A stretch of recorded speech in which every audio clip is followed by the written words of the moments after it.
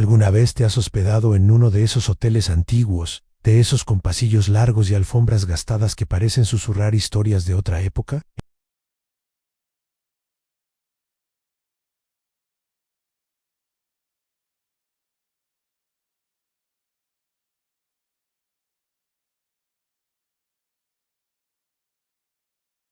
No la busques en los planos del hotel ni preguntes por ella en recepción. Oficialmente, la habitación 27 no existe. La numeración salta del 26 al 28 sin explicación alguna, pero los huéspedes más observadores, aquellos que deambulan por los pasillos de la segunda planta a altas horas de la noche, juran haberla visto. Una puerta de madera oscura con un número 27 de latón brillante que aparece donde antes solo había una pared lisa y empapelada. Aparece y desaparece sin rima ni razón, como un espejismo. Nuestro protagonista, un hombre llamado Leo, era un viajero frecuente, un escéptico por naturaleza que se reía de los cuentos de fantasmas. Se alojaba en el Vesper por pura conveniencia, hasta que una noche, volviendo a su habitación más tarde de lo habitual, la vio. Justo ahí, entre la 26 y la 28, una puerta que no debería existir. El número 27 brillaba bajo la luz tenue del pasillo. La curiosidad, esa comezón que a veces supera a la razón, le picó con fuerza. Se acercó, esperando que fuera una broma, una ilusión óptica. Toca la madera. Era sólida, fría. Giró el pomo. Estaba abierto. El corazón le latía con fuerza, una mezcla de miedo y una excitación que no sentía desde niño. ¿Qué podía hacer? ¿Ignorarla y pasar el resto de su vida preguntándose qué había detrás, o dar el paso y enfrentarse a lo desconocido? Tomó una bocanada de aire y empujó la puerta. El interior no era una habitación de hotel convencional. Era una pequeña antesala, vacía, salvo por una única lámpara de pie que arrojaba una luz cálida y ambarina. No había ventanas. Y lo más extraño, había 3 puertas más, idénticas a la que acababa de cruzar, cada una en una de las paredes restantes. Sintió una corriente de aire frío y la puerta del pasillo se cerró tras él con un clic suave, pero definitivo. Intentó abrirla.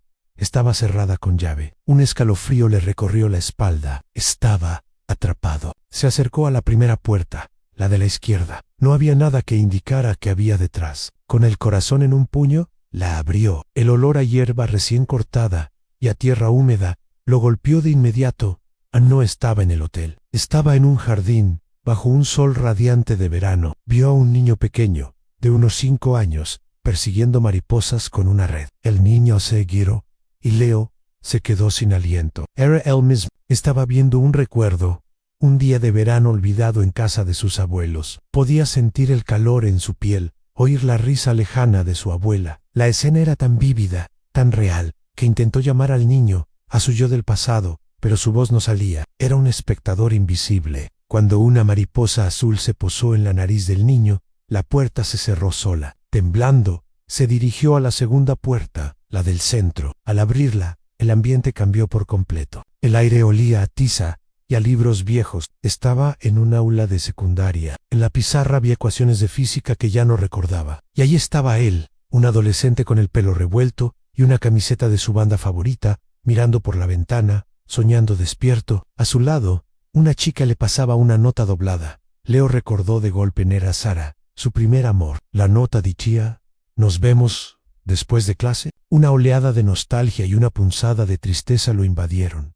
No recordaba la última vez que había pensado en ella. La imagen se desvaneció y la puerta se cerró. La Habitation 27 no era solo un espacio físico. Era un archivo de su vida, una biblioteca de momentos perdidos. Cada puerta era un portal a un recuerdo que su mente había decidido archivar en el desván del olvido. Momentos felices, tristes, vergonzosos. La primera vez que montó en bicicleta sin ruedines, la discusión con su padre, que los distanció durante años, la llamada en la que le ofrecieron el trabajo que cambiaría su vida. Pasó por cada puerta, reviviendo fragmentos de su existencia. Con cada recuerdo, una pieza de sí mismo que creía perdida volvía a encajar. Se dio cuenta de cuánto había olvidado, no solo los hechos, sino las emociones, las sensaciones, las personas que habían formado parte de su viaje. Se vio a sí mismo como un extraño, una persona que había tomado decisiones y seguido caminos que apenas reconocía. La última puerta, la de la derecha, era la única que le quedaba. Tenía miedo de abrirla. Si las otras puertas eran el pasado, ¿qué sería esta? ¿El futuro? ¿La muerte? Respiró hondo y giró el pomo. Detrás no había un recuerdo, había un espejo de cuerpo entero, ornamentado y antiguo. Pero la persona que le devolvía la mirada no era exactamente él. Era un Leo más viejo, con más canas y arrugas más profundas alrededor de los ojos. Pero no eran arrugas de preocupación, sino de risa. Sus ojos brillaban con una paz y una sabiduría que el Leo actual no poseía. El reflejo, su yo futuro, le sonrió. No dijo nada, pero Leo entendió el mensaje. Entendió que todos esos momentos, los buenos y los malos, lo habían llevado a convertirse en esa persona, que no debía temer al futuro, ni arrepentirse del pasado. Que cada paso, cada decisión, cada alegría y cada lágrima eran hilos en el tapiz de su vida. La Habitation 27 no era una trampa, era un regalo, una oportunidad para reencontrarse, para perdonarse y para entender. Con esta nueva paz interior, se giró hacia la puerta por la que había entrado. Ahora estaba abierta. Salió de nuevo al pasillo del Grand Hotel Vesper. La puerta de la habitación 27 se cerró suavemente y ante sus hoyos se desvaneció en la pared empapelada, como si nunca hubiera estado allí. Miró su reloj. Habían pasado solo 5 minutos. Para él, había sido toda una vida. Leo nunca volvió a ser el mismo. Dejó de ser un escéptico que se reía de lo inexplicable. Aprendió a valorar cada momento, a no dar nada por sentado. A veces, en noches tranquilas, se encontraba a sí mismo tocando la pared entre las habitaciones 26 y 28, con la esperanza de volver a encontrar esa puerta, no para revivir el pasado, sino para dar las gracias. Porque a veces necesitamos perdernos en los pasillos de nuestra propia memoria para encontrar el camino de vuelta a nosotros mismos. ¿Y tú, si te encontraras con la puerta de tu propia habitación 27, te atreverías a entrar? ¿Qué recuerdos crees que te esperarían detrás de cada puerta? A veces, las historias más increíbles no están en libros o películas, sino esperando, ocultas en los rincones olvidados de nuestra propia vida. Gracias por acompañarme en este viaje. Si te gustan este tipo de historias, no olvides suscribirte y activar las notificaciones. Nos vemos en el próximo misterio. Imagina mudarte a la casa de tus sueños, en el campo, lejos del ruido de la ciudad, un lugar para empezar de nuevo. Eso es lo que pensaba la familia Valdés cuando encontraron esa vieja casona de piedra, rodeada de árboles centenarios y un silencio que prometía paz. Pero algunas casas tienen memoria, y esta, además, tenía un corazón que latía. Desde la primera noche, notaron cosas extrañas. No los típicos crujidos de la madera vieja, eran sonidos más orgánicos. Un suspiro profundo que parecía subir desde los cimientos. Un leve temblor en las paredes cuando reían demasiado fuerte durante la cena. Al principio, lo atribuyeron al cansancio y a la imaginación. Pero Elena, la hija menor, fue la primera en decirlo. En voz alta: la casa respira. Los días se convirtieron en semanas, y la casa empezó a interactuar con ellos de formas imposibles. Cuando los padres, Carlos y Sofía, tenían una discusión, un pasillo que siempre había estado recto, se curvaba, se estrecaba, como si la casa se estuviera encogiendo de dolor. Si Elena tenía una pesadilla, las puertas de su habitación se cerraban suavemente, como un abrazo protector. Era desconcertant, aterrador, pero curiosamente, no se sentía malévolo, se sentía vivo. Una tarde, mientras Sofía regaba las plantas en el porche, escuchó un gemido lastimero que venía de las paredes. Puso la mano sobre la piedra fría y sintió una vibración rítmica, un latido débil. Fue entonces cuando entendieron: la casa no era solo un edificio, era una entidad, y estaba tratando de comunicarse. Empezaron a investigar la historia de la propiedad. Descubrieron que la casa había sido construida por un inventor excéntrico un siglo atrás. Un hombre obsesionado con la arquitectura simpática, edificios que respondían a las emociones humanas. Pero los registros eran vagos, y mencionaban un trágico accidente que había puesto fin a su trabajo. La casa se volvió más insistente. Una noche, un estruendo los despertó. Corrieron al salón, y vieron que la gran chimenea de piedra se había movido, revelando una abertura oscura detrás de ella. Del interior, un olor a tierra húmeda y a algo más, algo metálico y olvidado. Dentro, encontraron un viejo diario, Anera del inventor. Las páginas amarillentas contaban una historia increíble. El inventor no solo había construido la casa para que respondiera a las emociones, sino que la había diseñado como un sistema de advertencia. La había conectado a la tierra misma, a las fallas geológicas de la zona. Él creía que los grandes desastres naturales venían precedidos por cambios sutiles en el campo electromagnético de la Tierra, cambios que solo una estructura tan sensible podría detectar. Pero el diario contenía una advertencia final y terrible. La casa no solo detectaba, también acumulaba la energía emocional de sus habitantes. Si la tristeza o el miedo se volvían demasiado intensos, la casa podría sobrecargarse, volverse inestable. El inventor había muerto en un derrumbe causado por su propia desesperación tras la pérdida de su familia, un dolor que la casa había reflejado y amplificado hasta colapsar sobre él. Mientras leían, la casa comenzó a temblar violentamente. Los gemidos se convirtieron en un rugido sordo. Las paredes se agrietaban. El techo se combaba. No era un terremoto normal. Era la casa. Estaba reaccionando a algo grande, algo que venía de las profundidades de la tierra. Pero también estaba reaccionando a su propio miedo. El pánico de la familia estaba alimentando la catástrofe. Carlos miró a Sofía y a Elena. «Tenemos que calmarla», gritó por encima del estruendo. «Tenemos que calmarnos nosotros». «No podían». La salida estaba bloqueada por escombros que caían. Su única esperanza era confiar en la casa que intentaba advertirles. Se abrazaron en el centro de la sala, cerrando los ojos. Se concentraron en pensamientos de calma, de amor, de seguridad. Le hablaron a la casa. Le agradecieron por su advertencia. Le pidieron que resistiera, que los protegiera. Lentamente, increíblemente, los temblores comenzaron a disminuir. Los rugidos se suavizaron hasta convertirse en un murmullo. La casa seguía viva, pero ahora su corazón latía al unísono con el de ellos. A la mañana siguiente, el sol se filtraba por las grietas. La casa estaba destrozada, pero en pie. Afuera, el paisaje había cambiado. Un enorme socavón se había abierto a pocos metros de la propiedad. Justo donde antes, había un pequeño arroyo. La casa los había salvado.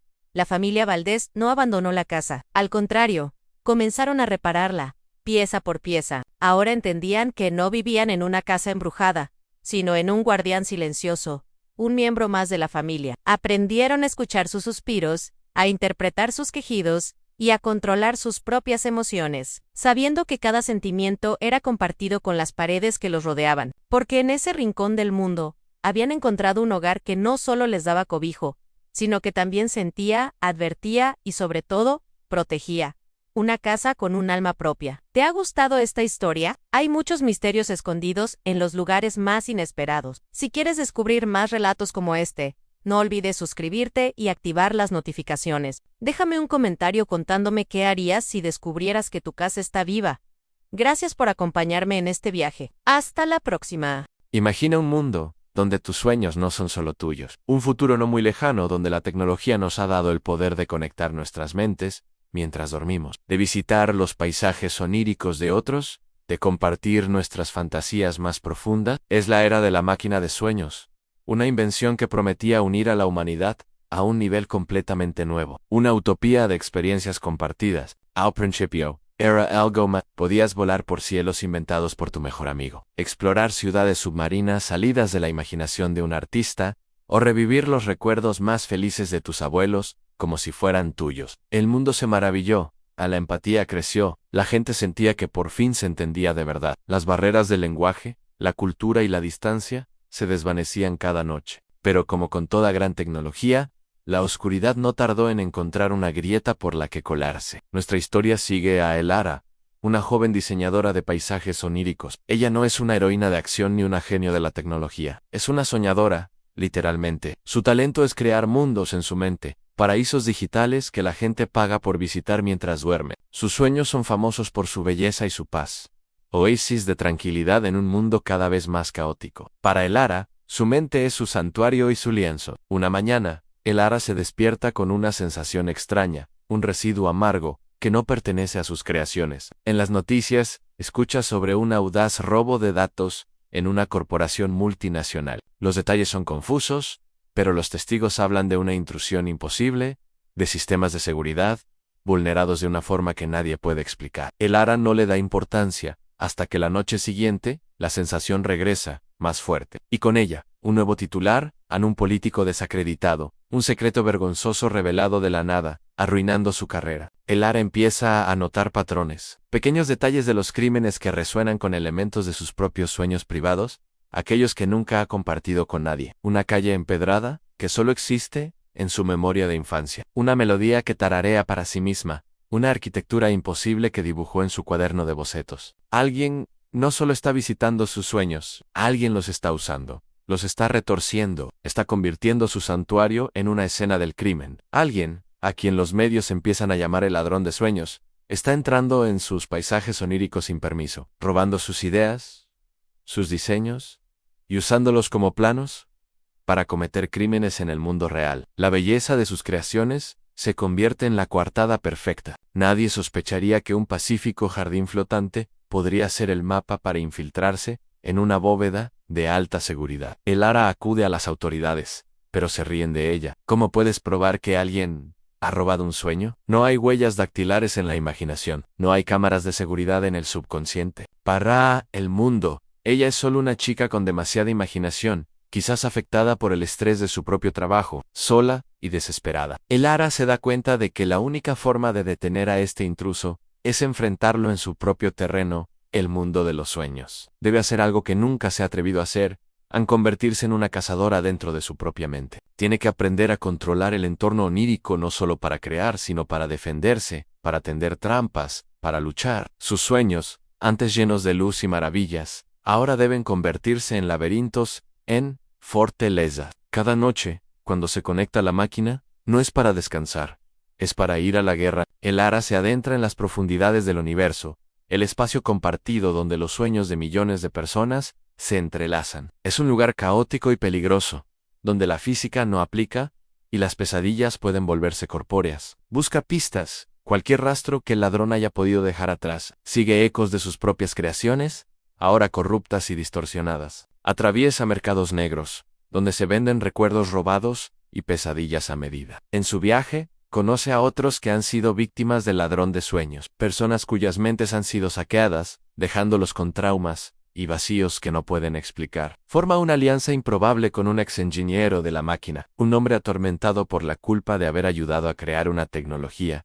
con un potencial tan oscuro. Juntos, empiezan a desentrañar la conspiración. Descubren que el ladrón de sueños no es un simple criminal, es alguien con un poder y una influencia aterradores, alguien que ha aprendido a manipular el tejido mismo de la realidad a través de los sueños. Su objetivo es mucho más grande que el dinero o el poder. Busca el control total, reescribir la realidad misma manipulando los deseos y miedos colectivos de la humanidad a través del subconsciente. El Ara se da cuenta de que no solo está luchando por limpiar su nombre o proteger sus sueños, está luchando por el último bastión de la individualidad humana, a la libertad de soñar. La batalla final no se librará con armas, sino con imaginación. Canval, en el centro del universo, en un paisaje construido con los sueños robados de millones de personas, el Ara deberá enfrentarse al ladrón. Para derrotarlo no podrá usar la fuerza. Tendrá que usar su mayo heredón a la creatividad. Deberá soñar algo más poderoso que el control, algo más inspirador que el miedo. Tendrá que recordarle a un mundo conectado que el verdadero poder no reside en compartirlo todo, sino en la belleza única e irrepetible de un sueño individual. Esta es una historia sobre la imaginación como arma, sobre la privacidad en la era digital y sobre hasta dónde llegarías para proteger el único lugar que es verdaderamente tuyo.